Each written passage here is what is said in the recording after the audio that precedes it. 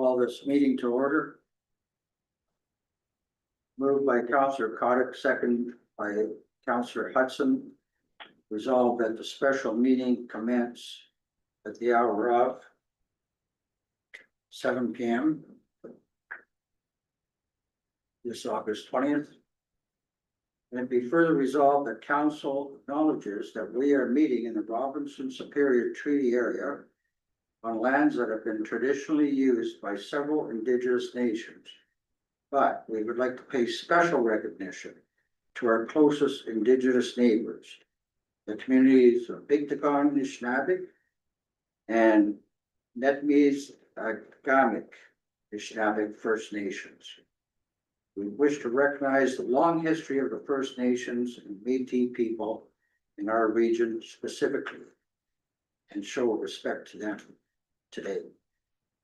All in favor? Carried.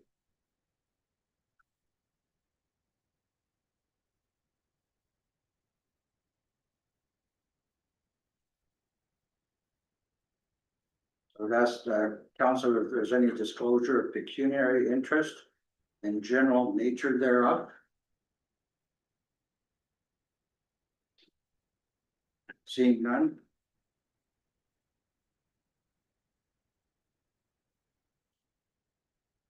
Moved by Councillor Hudson, seconded by Councillor Cottick. Resolved that the agenda be approved as circulated. All in favor? Carried.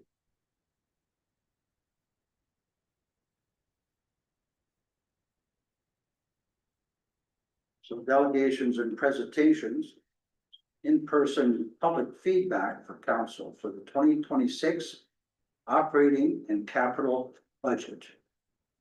We had no members of the public registered.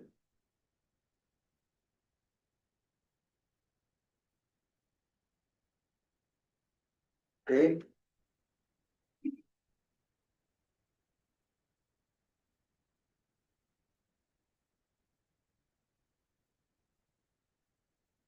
Moved by Councillor Cotter, seconded by Councillor Hudson. Resolved that council is in receipt of administration report TR 2026-07 submitted by Aaron McGregor, Treasurer, regarding the 2026 municipal operating and capital budgets.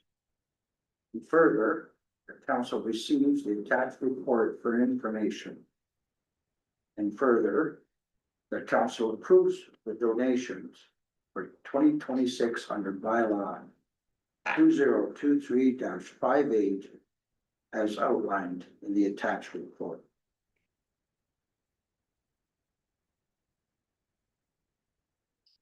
Good evening, everyone. Through you, Mr. Chair. Before you is report TR 2026-07.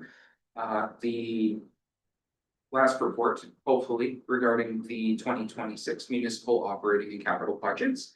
I'll just quickly outline the contents of the report and then open the floor for any questions.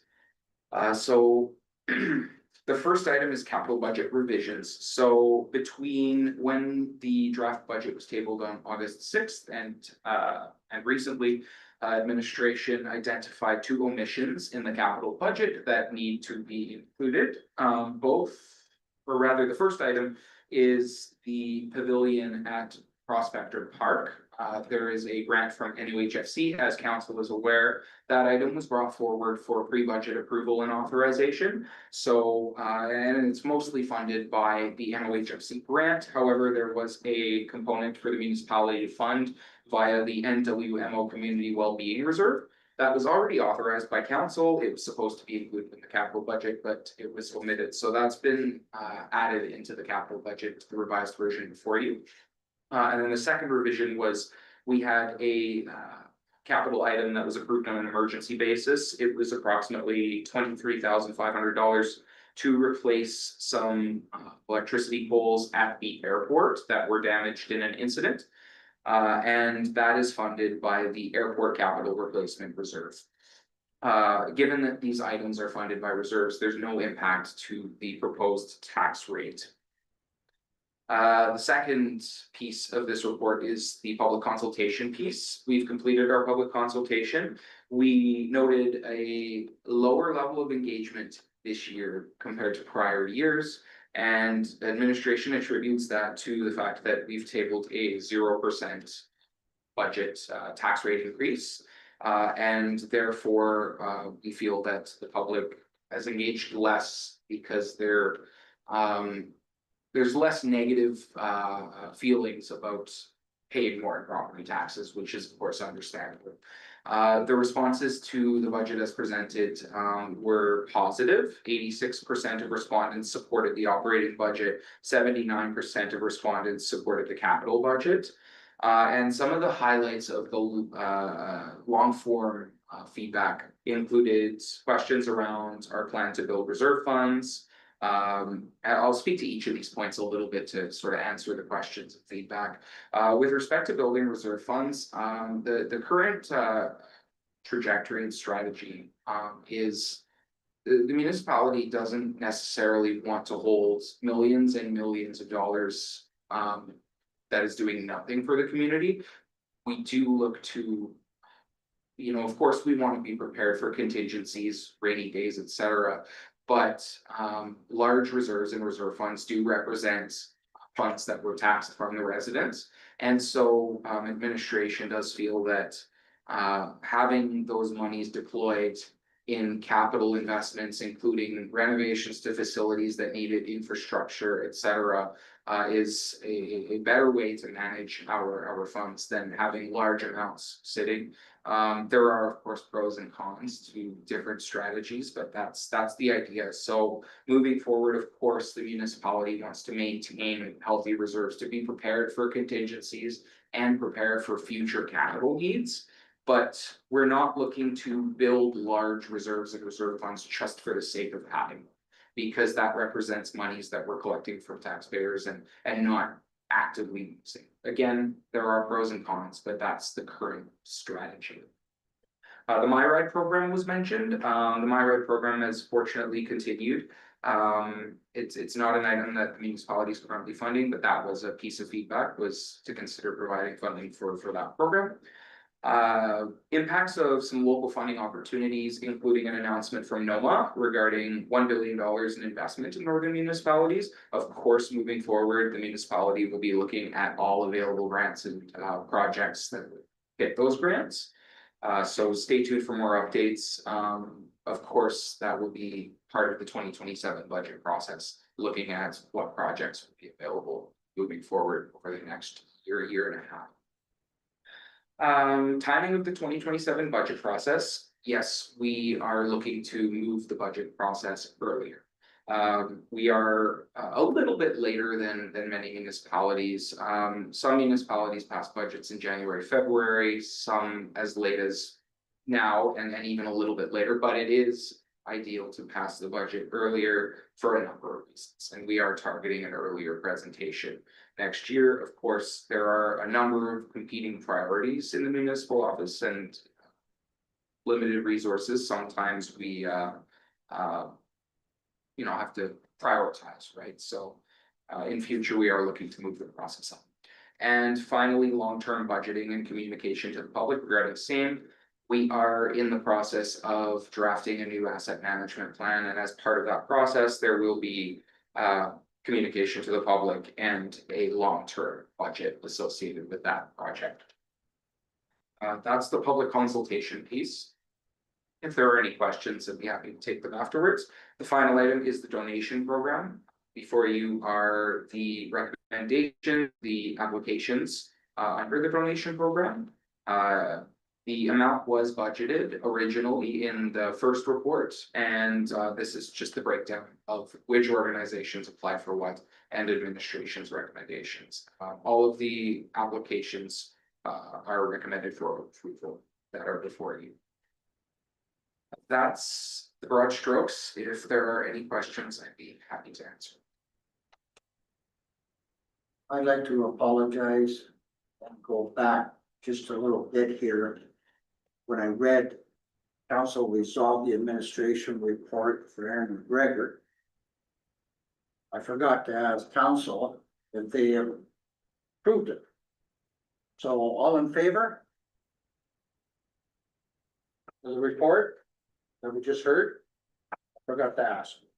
Through the chair, there, Mr. Mashringer is presenting the report and asking the council has any questions before. Before that, okay. Mayor Moffat, do you have any questions?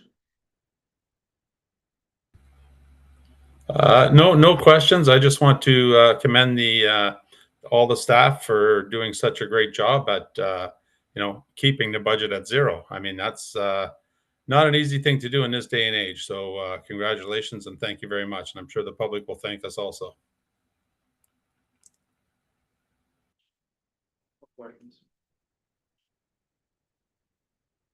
Thank you, and I do also just want to highlight that it does take our reserves and reserve funds were built over a long time, so it does go back quite a ways, and there are a lot of people to thank for that. We are lucky to be in the position that we are in. Not all municipalities have reserves and reserve funds like we did to draw on, so thank you for the recognition, and thank you to everybody that assisted with the budget as well. Thank you very much. Thanks. So now I have to go back. The council received the attached report and further that council approves the donations for 2026 under bylaw 2023-58 as outlined in the attached report. All in favor? Carried.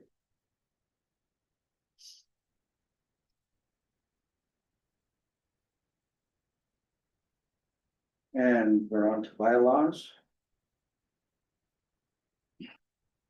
Moved by Councillor Hudson, seconded by Councillor Carter, being a bylaw to provide for the adoption of the tax rates and to further provide for penalty and interest and default of payment thereof for 2026 be read a first and second time. And further, be read a third time, passed and numbered as the bylaw number 2026-29. All in favor? Carried.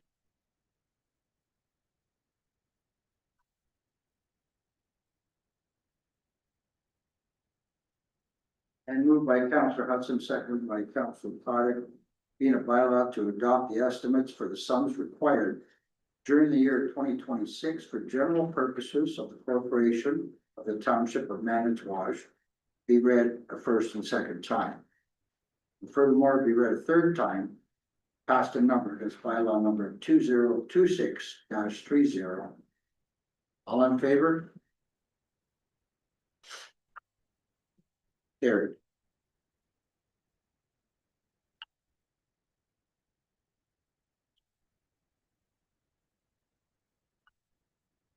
Moved by Councillor Cottick, seconded by Councillor Hudson, being a bylaw to set 2026 transition ratios and set rate reductions for prescribed property subclasses be read a first and second time.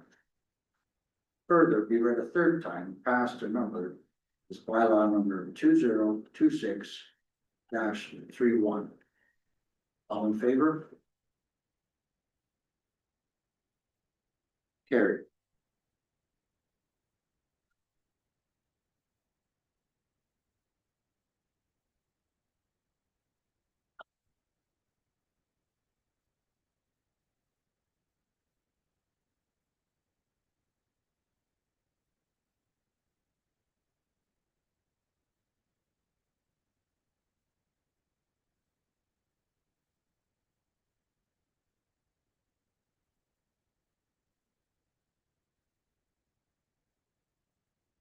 And moved by Councillor Hudson, seconded by Councillor Cottick, being a bylaw to confirm the proceedings of the Council of the Township of Manitowoc at its special meeting held on Thursday, August 6th, 2026, be read a first and second time. And furthermore, be read a third time, passed and numbered as bylaw number 2026-32. All in favor? Carried.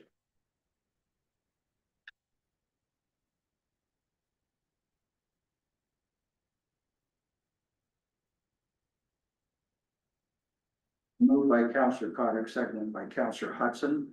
Resolved that the special meeting adjourned at the hour of 7:15 PM. All in favor? Carried.